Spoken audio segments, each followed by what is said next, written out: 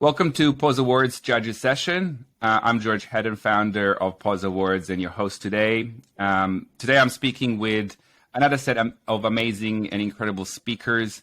Davy Rennie, National Managing Director at Tribal DDB. Steve Coochin, also known as Developer Steve, Senior Developer Advocate at Lumigo. And Lumigo. And Tipu Sultan, CIO at Clipboard Hospitality. Welcome, everybody. Thank you for having us.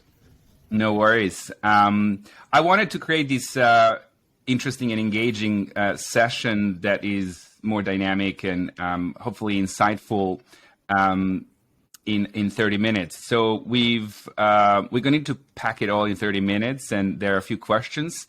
And with that, I wanted to start with the first question to introduce yourself more broadly. I'll start. Tipu Sultan. So I'm the co-founder and CIO of Clipboard Hospitality, which is an AI-driven professional networking platform for hospitality industry, kind of like a LinkedIn for hospitality. Fantastic. Davy? I'm Davy Rennie. I'm the National MD for Tribal DDB. So I sit on the DDB exec nationally as well. We are a digital innovation and CX business that work with the likes of Coles, Westpac, Volkswagen and McDonald's, and some brilliant new startups and Aussie retailers as well. My turn. And Steve Hello. from the spaceship. Hello, welcome to my space. Hello, my name is Developer Steve. Funny story, it actually legally is Developer Steve because it's my middle name. So I've been a developer advocate for a number of years now, representing brands like PayPal, IBM, Xero, Telstra. Oh, I don't know why I've forgotten them all. But I've been representing some amazing big tech brands all over the world, geeking out with developers, and I have been coding since the age of 8 on an Atari 800 XL, no less. For me, like geeking out and sort of encouraging best practice and, well, just having fun with developers and helping them discover different technologies and some amazing things to do with them, it has been what I've done for the last few years, that so much that people started calling me Developer Steve. So when I got married in 2018, I legally changed it to my middle name, and my surname is my married name. Yeah, I have. It's actually on my documentation. And yeah, my last name is a culmination of both our surnames. So it's my married name. So Yeah, wow. That's great. That's great to know. I'm going to try something now.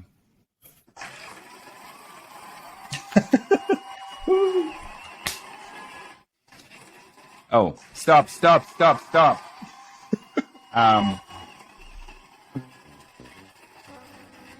It runs for too long. Anyway, there's a bit of a pad, and I was very excited about it, but I didn't try it last time, so I thought maybe this time I'd do it. I don't want to just overdo it. Thank you for introductions. Let's jump into a little bit more about the business chats. And first question I've got is, what's the most important skill in business and why? Maybe one skill, maybe 2, 3 if you want, but one skill would be enough. I think the one skill that I've taken from job to job as I get later in my career is the ability to ask for help. I think as sort of juniors getting into the business, whether that's consultancy, whether it's digital agency, whether it's advertising agency, no one ever really prepares you for that.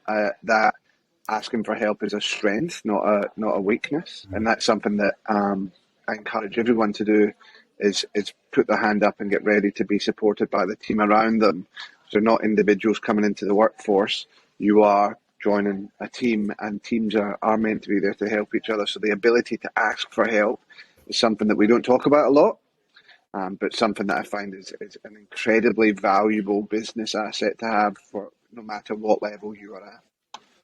Well, that's great, especially if you create that culture that is okay. Because I remember when I was working in advertising in London, that was the scariest part. You just don't ask for help. You just pretend like you know, and then you figure it out and you stress out. So having that culture that people are open and feel like that's normal, that's really great. Yeah, it's really important. We call it freedom to fail. So within our business, we have 4 freedoms, and one of them is the freedom to fail. Anybody next? I can go. Look, for me, it's I'm very passionate. It's one of the things that drives my motivation. I genuinely am passionate about the industry and the people that I work with. So my team and everything we have done for hospitality, we obviously imply technology, but it drives, one of our biggest pillar is that wellness brand, which comes from the passion for the industry and the wellness of people who work and related or associated in the hospitality industry. So I find passion, it's a very much driven motivator for me. Yeah, that's a good one. And Steve? I'm actually going to do 3 just because I'm greedy. No, that's not my business advice. The first thing for me, like I once spent 10 years in one particular company, which was great because I was able to learn a whole bunch and learn a whole bunch of new skills. But for me, abandoning the traditional career mindset and sort of adopting more of a growth mindset has been so integral to just all the things that I've been fortunate enough to do. And off the back of that, adaptability, because times change. So when it does, you make new lemonade, because now I do video production things just because pandemic things. And there was a third one, but now it escapes me. Oh no, I think I got that with the growth mindset anyway. Anyway, growth mindset, which is kind of all related. Yeah, personal development. Yeah. Always be growing. Yeah. Well, with that answer, maybe you can answer the next one as well, Steve, and that is about how do you define success and what does it mean to you? Oh, that's a really good one. I was trying to prepare an answer for this, but I figured I'd just wing it. For success for me, though, not having that whole career-driven traditional mindset is just make a difference. For me, engaging with communities all over the world and just encouraging best practice adoption, just technology adoption, and helping developers find ways to help people with that, for me, is success. Seeing a hackathon that I ran multiple years ago in Japan, for example, a company came out of that and hired other devs and helped them become developers and do the same thing. Just that whole giving back and making a difference for me is success. So for you, it's a social impact.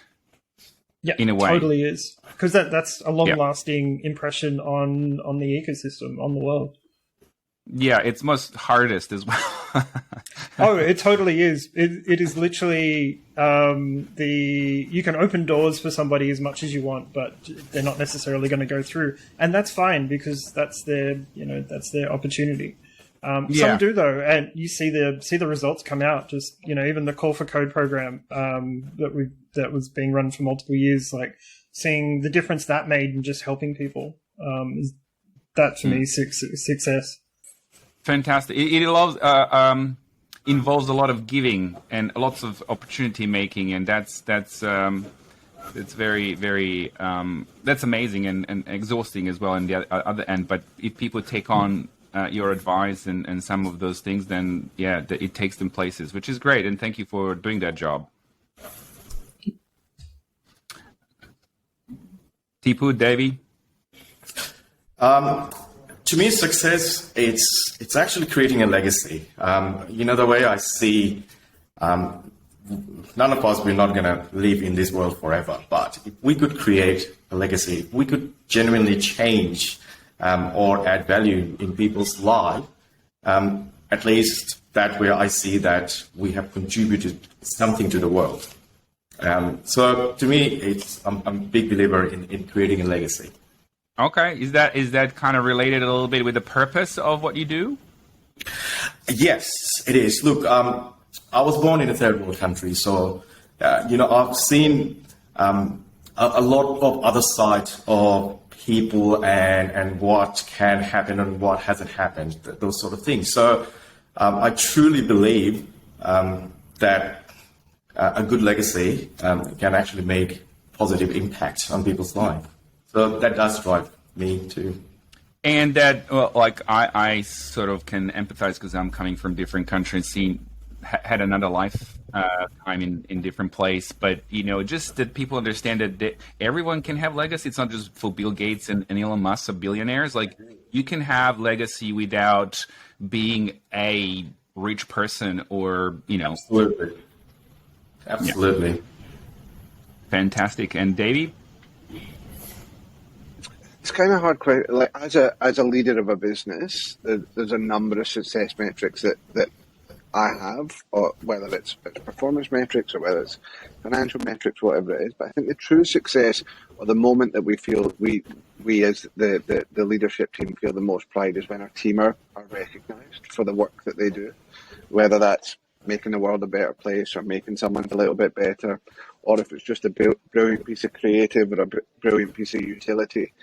Seeing the pride that they have in their work and seeing that recognised is something that we feel is incredibly important and really exciting. One of the girls that works in our team was awarded Ad School New South Wales winner this week, and she joined us as a junior designer. She gone through the whole process and wins in New South Wales, goes on to the Nationals and does really well there. That's better than all the awards that we won as an agency, where we won the Cannes and all those things. The individual awards for the team being recognised as leaders in the industry and out of the industry is something that I think feels most satisfactory.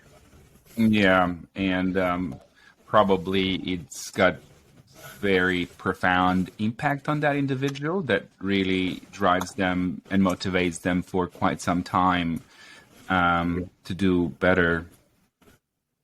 Absolutely. And I think it's a funny thing, right? But we all care about what our mothers or our parents think. And when you can see them making that call and going, guess what I did? And their parents may have no idea what they've done, but they know they've achieved something amazing in their field. That's a pretty good feeling. And it's good to see them feeling great as well. Yeah, definitely. And with that, is there a business advice that you were once told or something that you keep very close to yourself that you give to others? Can you share a line of that? I'll start. One of my lecturer back at the uni, he said something, and I was young. I was 19. I started uni, and it stuck with me. I think it's still, I believe in that. He said that it doesn't matter what idea you have. It could be the most radical idea, which might not be achievable, but as long as you believe in it, and if you can convince yourself, you can convince anyone in the world. It somehow, I actually tell that to a lot of my friends or students that works with us, that we mentor, that, look, just make sure that you are convinced of any idea you have or you are doing or working, that you are giving 100%, and then, rest will come. Yeah, good one. The best piece of advice I've ever got, and I think is one that I'll always take into every role, is remember that you're dealing with human beings. So whether you're selling, you're doing a pitch, whether you're selling a product, whether you're creating a product, at the end of that journey, in front of you, on the screen, wherever it is, you're dealing with a human being. So the value of relationships, the value of empathy, it's more important than anything that can be written down, any financials, any product truth. It's that relationship. I think back in the day they called it human-to-human marketing, but I think human-to-human engagement and relationships is so important, especially when you start to sit down at boardroom tables and you're dealing with boards of big businesses. The relationship is so important. And we recently won a rather sizable pitch, and the feedback post the pitch was, we just couldn't imagine not working with you guys again. And that just shows how important those relationships are. Services from two businesses are at parity. The relationship makes all the difference, and that's something that we try and teach everyone as well. Fantastic. Love that one. It's really good. Steve, how about you? I've got my favorite one that stuck with me for so many years now, which is if you've done what you've always done, you'll get what you've always gotten. And it's so true because, like, if you keep doing the same things over and over again without doing any changes or pivots, you're going to keep getting the same results. So change the approach. And it applies to everything and completely changed my entire view of the world. It's very it's a classic one, but it does really make sense, a lot of sense, because we don't really want to change much, but if you do, you get different results and move on. Thanks for that, guys. And now, like looking a little bit outside of the business into the industry, like looking into the sort of a bit of a quick industry foresight. You all come from a very different backgrounds. So, what is it for you? What do you see it's coming? I think I really am banging the human drum today. I think we've been cooped up for so long, and whilst cooped up, we see an explosion of chatter around the metaverse or metaverses. I don't think there's any coincidence that while we were all stuck behind screens sitting at home, we wanted to feel more together. I think we have to re-look at the metaverse and the technology that we're all talking about, because everyone's talking about it, all brands are talking about it and saying what's our role in that. But we can't underestimate the value of people actually spending time together, whether that's in the workplace, whether that's socially. What does the metaverse mean for it when in that blended world? Gaming, it's obvious where it sits, but businesses are really struggling with this at the moment. What is our role and how do we show up in the metaverse? And the big caveat for everyone is don't underestimate how much humans love being right beside each other. I don't think that can be overlooked at all. Yeah, definitely. Nothing could replace that human to human relation, and so yeah, that's definitely a big one. Tipu? Well, we work in hospitality, and during pandemic, everything stopped. Pretty much, we had a restart.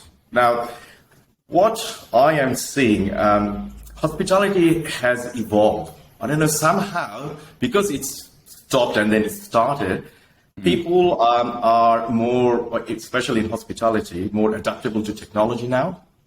They are more approachable towards the idea that old school hospitality mentality is disappearing now.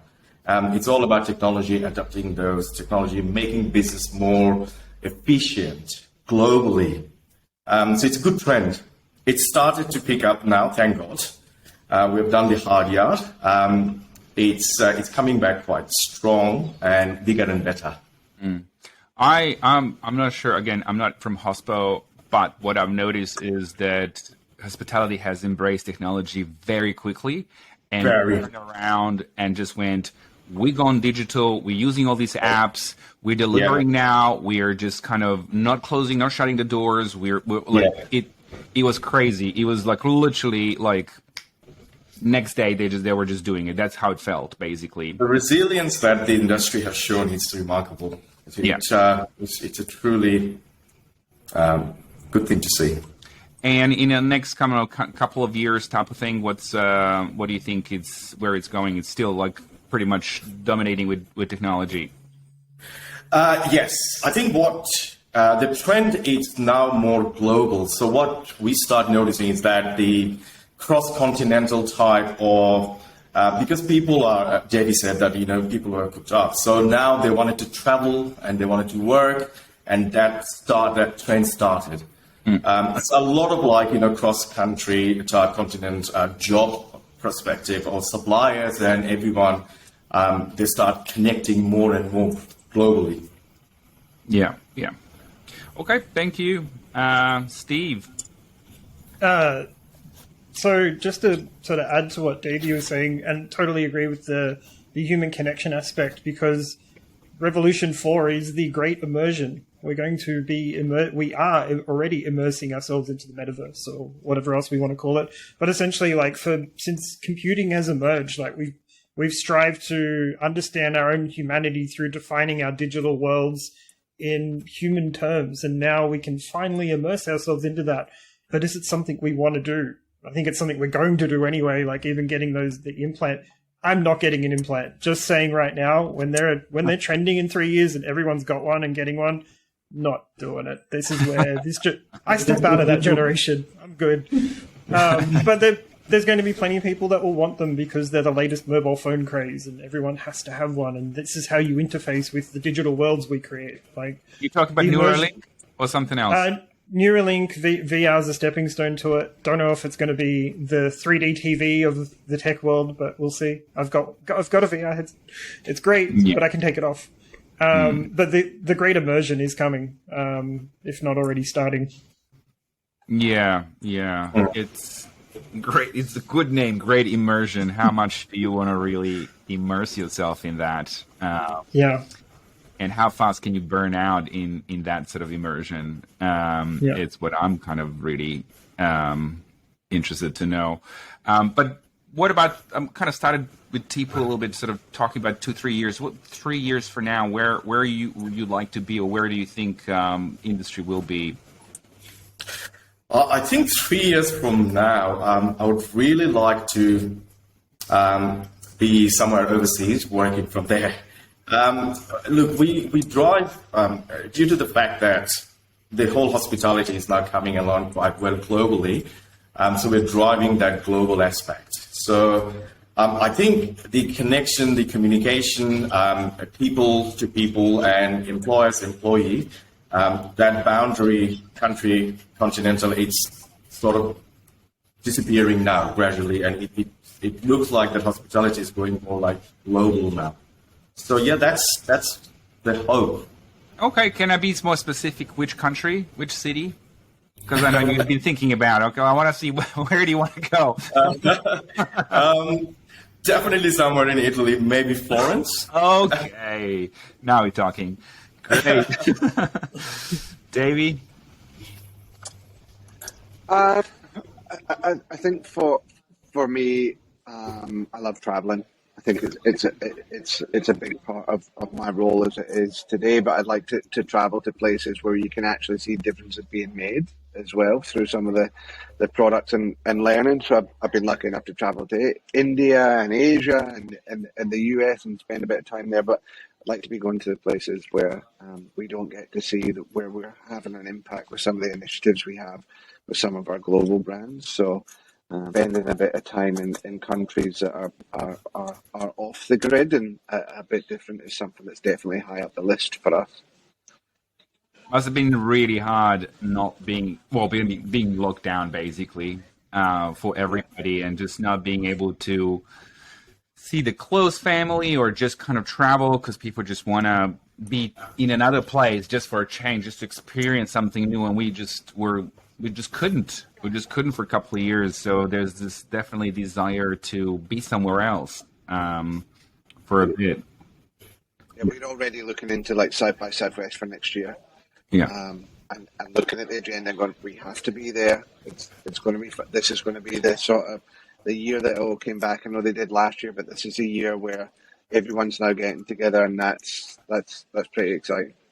I got deferred ticket for next year. I mean, you're talking about Austin, not Sydney. Yeah. Or are you going to Sydney as well? Yeah, Austin.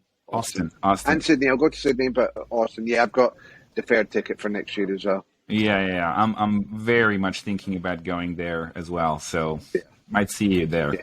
Excellent. Absolutely. Steve, which spaceship would you like to jump? Actually, I haven't answered that, but I've been asked this over the years and multiple of times because during one-on-one reviews yearly in big corporates, they'll always be like, "So where do you see yourself in 5 years?"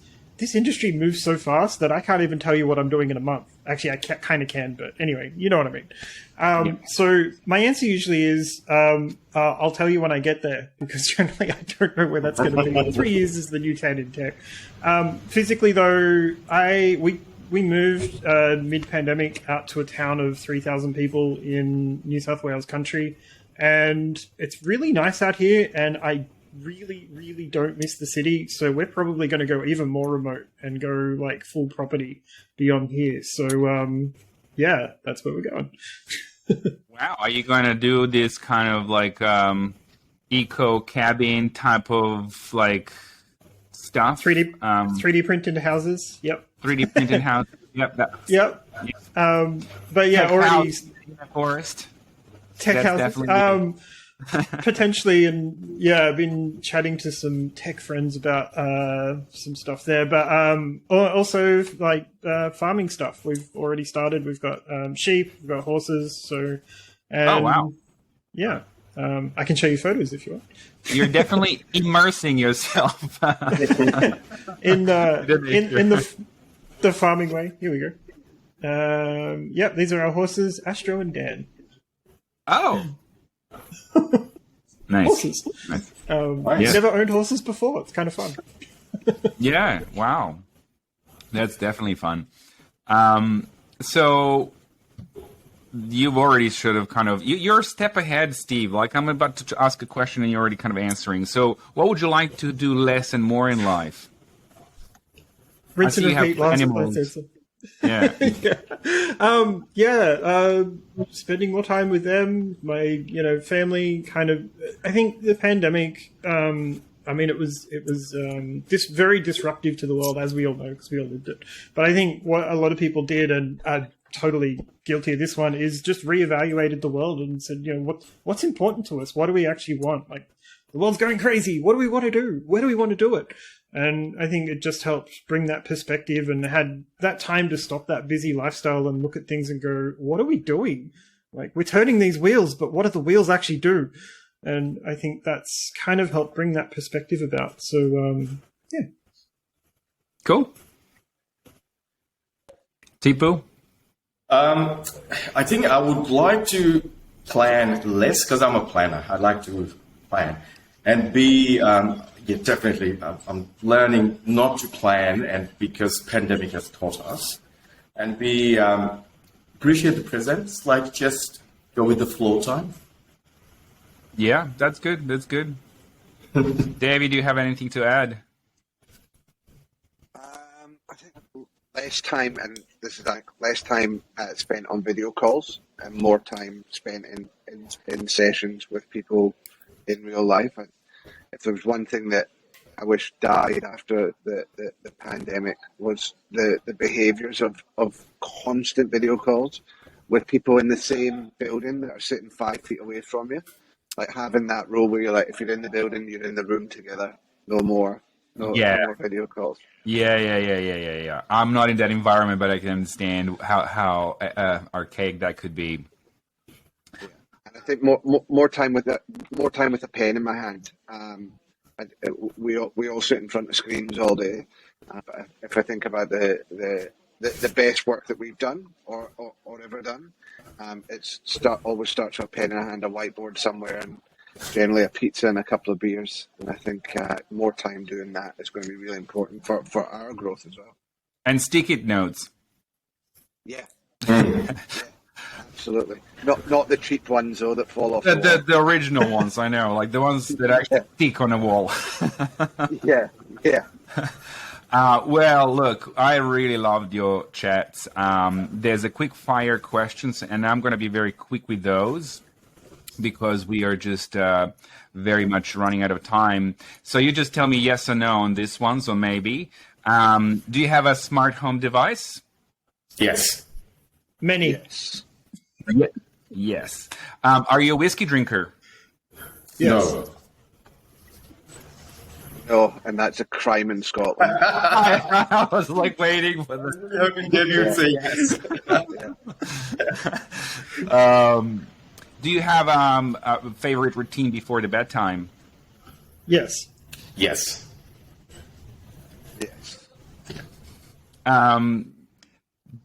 Did you have many fuck ups in business? Yes. Most definitely, yes. Yes, with a few exclamation marks on the end. Do you get your? I'm kind of trying to reformulate the questions, but because the question was, where do you get your news? But do you get alternative news? Do you visit alternative news sources? No. Yes, within reason. So I should be doing that, actually. I don't. And maybe just to finish the last one with the not so quick, what does hybrid work mean to you? That's a good question. I think hybrid work flexibility is a two-way street. I think that there has to be a contract between you and the employer, or the employer and you, around how you can make it work with your life and make your life better. It's not just about sitting around all day and not being bothered to get into the office. What are the things that we can enable that's going to make your quality of life and your time spent with your loved ones and your family better? And I think that's so important. How can we make your life better? Not just meaning you don't have to get on the bus. Fantastic. I kind of agree with what Davy said. To me, it's flexibility, absolutely productivity. Like, wherever you are, just be mindful, be respectful, and just do your best. No one is monitoring, nothing like that, but, take that accountability. Yeah. And Steve... Yeah, well, I'm completely remote. I don't even have an office in this country. And like for me, and I've seen it through the tech industry. Actually, I was mentoring a developer this morning for career things, wanting to change jobs, and that was one of the things we talked about, because I said if they're not offering remote work, like that's the opportunity for you to spend time with your family, but you're still going to deliver stuff, and the company's going to see that. So I think, having that mutual trust is vitally important, but at the same time, it recognizes your time is just as valuable. And you know what? You don't need to spend an hour traveling to an office and then an hour back each day. As much as I used to listen to podcasts to do that, you don't need to do that anymore. And for developers, definitely, they can be definitely remote. There's no really reason why they need to be in office. Yeah. I think it just comes down to that personal choice. Some prefer it, many don't, because also it means that you don't get that salesperson come over going, "Hey, is it ready? Can we do this? Can we add that?" Yeah. Oh, fantastic! Well, that's all incredible sort of answers. I really have had a great time talking to you all. Thank you so much for it and for your time, and look forward to have you as judges. Again, thank you for joining POS Awards 2022. Have great rest of the week, and apparently it's going to be sunny this weekend, so we'll see about that. Thank you, George. Much appreciated. Thank you. Thank you. Thank you.